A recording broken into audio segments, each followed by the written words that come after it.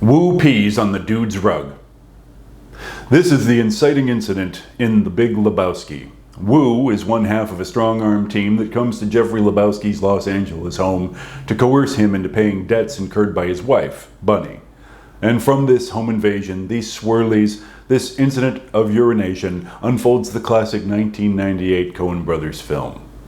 I'm Brian Downs, this is Pro Sex Studio, and we're going to examine the sexual subtext of The Big Lebowski. Does it present sexuality as good or bad? Wu has peed on the wrong rug. There are two Jeffrey Lebowskis in Los Angeles, and Wu mistook one for the other. One is the dude, played by Jeff Bridges, whose life is mostly about getting baked in his bathrobe. The other is the Jeffrey Lebowski, the millionaire, played by David Huddleston. That Lebowski is 60 years old and confined to a wheelchair, but he is the one married to the decades younger Bunny, who used to work in adult films. Now she careens around LA, living beyond her means and going into debt with the sort of people who send out the rug pissers when they don't get paid.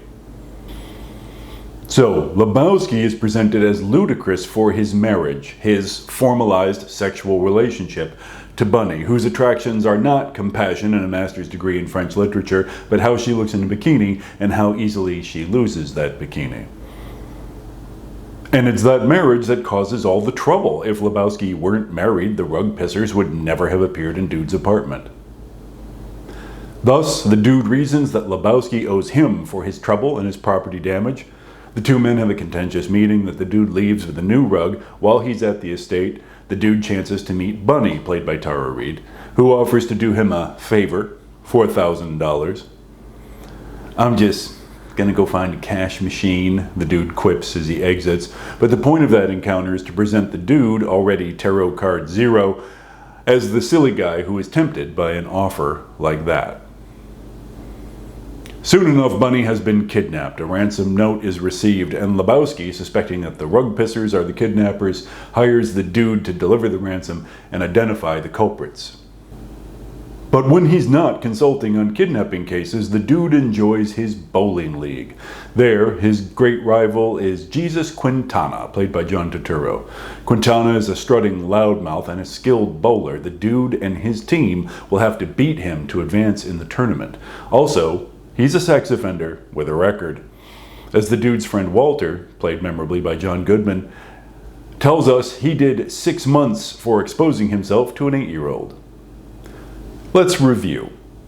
To date, we have met two characters with sex lives: Lebowski, whose foolish attraction to Bunny causes all the trouble, and Quintana, who went to prison for the way he expressed his sexuality. This is the negative meme, it's villains who sex. There are 12 negative memes that Hollywood recycles endlessly to make us all feel bad about being human, and it's villains who sex is one of the most popular. Who has a sex life, who expresses their sexuality? Bad people. They especially express it without shame. In contrast, in this film, the characters we are supposed to support have almost no sex lives at all.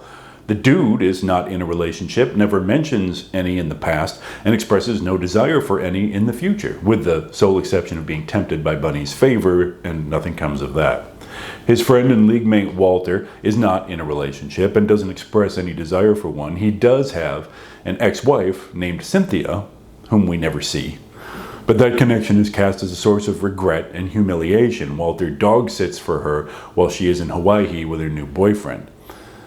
And outside of the word wife, there is never any mention of him having an intimate relationship with her, relationship in the bedroom. This is, by the way, the negative meme, the wanting disaster. Wanting sex, desiring sex, pursuing it, having it, is followed by disaster. Now, this disaster happened in the backstory. He was in a marriage, which is a sexual relationship. That marriage failed. He is now bitter about it and experiencing ongoing humiliation. The third member of their group, Donnie, played by Steve Buscemi, has no sex life at all. No mention whatsoever. We don't even know what Donnie's sexual orientation is. Zero. Nothing about Donnie. Enter Maud Lebowski, artist and daughter of the millionaire, played by the very talented Julianne Moore. The Dude is going to have sex with her. But how does this happen? Maud involves herself in the intrigues of the rug and the ransom. The dude first meets her when he's relaxing on his new rug. In his own home, he opens his eyes to see 3 strangers standing above him, Maud and 2 men brought as muscle. Then one of the muscles knocks him out with a punch to the face. This is how Maud recovers a rug that is of great sentimental value to her and which she believes her father had no right to give away. Notice this. Maud could have knocked on the dude's door, explained the situation, and then negotiated a price to buy the rug. Instead, the film chooses to introduce Maud to the dude with a fist to the jaw. It introduces the woman with whom the dude is going to go to bed with an ambush, violence, and a traumatic head injury. This is the negative meme Danger is Sex, where sex is presented as repugnant, dangerous, sinister, alarming, or sometimes the reverse, dangerous, risky things are presented as sexy. Later on, Maud invites the dude to her art studio. She races into this scene completely nude and suspended from the ceiling, slinging paint under her work in progress below. She asks, "Does the female form make you uncomfortable, Mr. Lebowski?" Then, later, in discussing Bunny's pornography career, she asks, "Do you like sex, Mr. Lebowski?" So Maud talks openly about sex while dressed in only a bathrobe, but her clipped, businesslike tone defangs any eroticism, and she's obviously disdainful of Bunny's busy sex life. Maud is plotting to become pregnant by the dude. She wants a child, she doesn't want a partner. She needs a genetic donation. The dude is her target, and he has no idea he's walking into a trap with the woman who appears in the nude. This is dangerous sex again. And notice that even when the statuesque Julianne Moore is stalking the dude as her prey, the film manages to avoid almost any sense of erotic energy or fun. Maud will surprise the dude at his apartment one night, stepping out of the shadows to command, "Jeffrey, love me," before dropping the bathrobe she's wearing. We don't see her nude, though, not this time. And we won't see Jeffrey loving her. We don't see any erotic fun of any kind. The film cuts to the 2 of them in bed afterward, talking about the various schemes and intrigues they're wrapped up in. Although they are alone together, and we're just doing it 10 minutes ago, Maud primly covers herself with the bedclothes. When the dude asks her why she has her knees pulled up to her chest under there, she informs him that it increases the chances of conception. She asks, "What did you think this was all about? Fun and games?"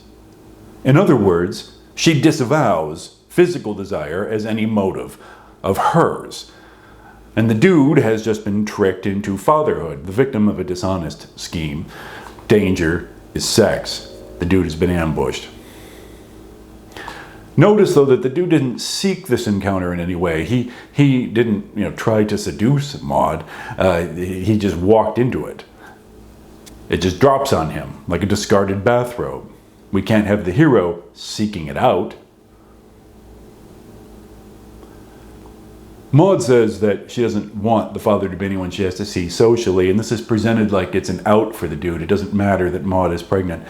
No one considers for a moment that the dude might wish to socialize with his own child now that a child is being created without his permission or knowledge. Additionally, who knows that Maud might change her mind. 5 years, 10 years down the road, Maud might decide that the dude owes her quite a lot of child support, and I think the courts in California would agree. Danger is sex.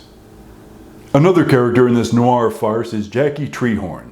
He is one of the people to whom Bunny owes money. He doesn't hesitate to use strong-arm tactics like rough-ups and breaking and entering.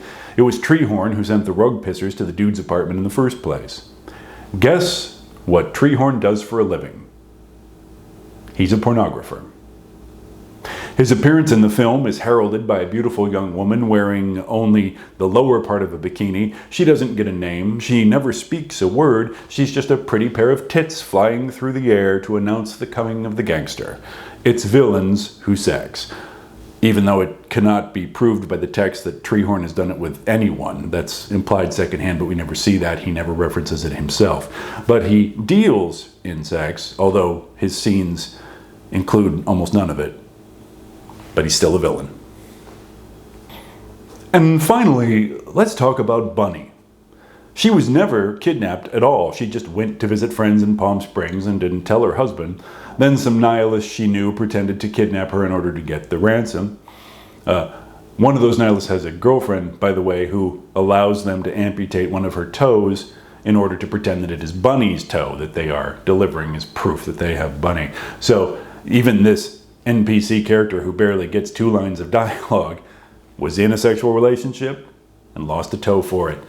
The wanting disaster.